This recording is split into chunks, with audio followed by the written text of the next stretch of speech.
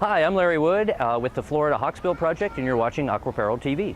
The Florida Hawksbill Project's mission is to learn as much as we can about Florida's populations of hawksbill turtles and use that information to preserve the habitats that they need.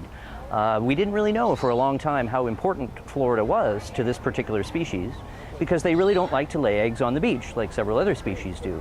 So I was very interested to find out why is it that Florida's waters are so important to these animals. Hawksbill turtles, like all sea turtles, are a highly endangered species. Unfortunately, over the years, their beautiful shell has been the cause for their rather rapid decline.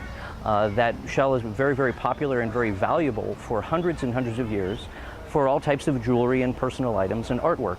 And again, I really wasn't certain why Florida was as important to this species as it is. Most hawksbill turtles are found in lower latitudes in coral reefs around the Caribbean region. But we found that Florida's coral reefs, even though they're at a higher latitude than most of the places the turtles live, seem to be an important place for them. So the better we understand why it is Florida's reefs are important to these animals, the better we understand their natural history, which is, of course, the better then we have an understanding on how to preserve them. The Comprehensive Florida Hawksbill Research and Conservation Program is designed to both learn about sea turtles from the research standpoint, the hawksbill turtles in particular, but also use that information to convey the importance of these animals and these reefs to the general public. Some of the things we do to learn about them, basically we count them in sort of fancy ways, but we use techniques from projects called mark recapture projects, where we identify individuals. So we're able to scuba dive along, we see a hawksbill turtle. If the hawksbill turtle allows us to get close enough, we gently capture the turtle and bring the turtle aboard a boat. At that point, we can put tags on the turtles. We can then identify that animal down the road. And while we're doing that, we can also get a variety of other types of information. We can get their size, we can get their general health, we can get their things that live on them, we can get tissue samples and blood samples to learn a variety of different things about their ecology. So that's kind of thing one, is to go out there and find out how many there are, we can tag them and we can take samples. We'd like to know also how they move, where do they go while they're out there? So we also employ satellite tracking devices to follow individual turtles around to find out how big it is, the neighborhood is on the reef that they're using. What should you do if you see a sea turtle in the wild? Like, what is the correct way to observe them without harming them? Well, the best way to do that is sort of establish a distance.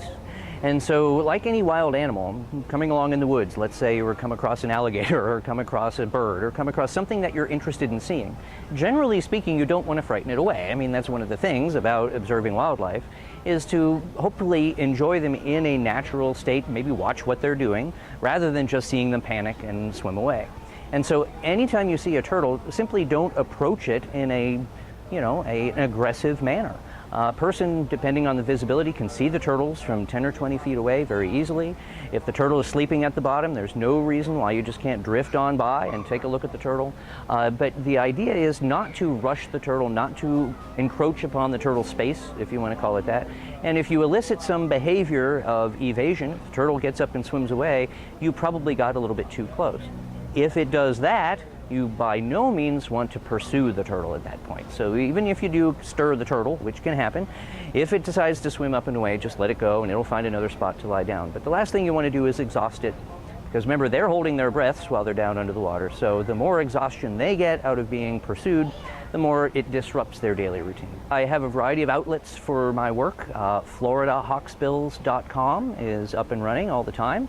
I have a Facebook page, also Florida Hawksbills on Facebook. So people can contact me. I very much appreciate contact if people see sea turtles, especially hawksbill turtles, where they're diving here in Palm Beach. Love to hear about it because it can help us build a library of sightings and re-sightings to get a feel for how many, what are the abundance of these different species through the course of a year.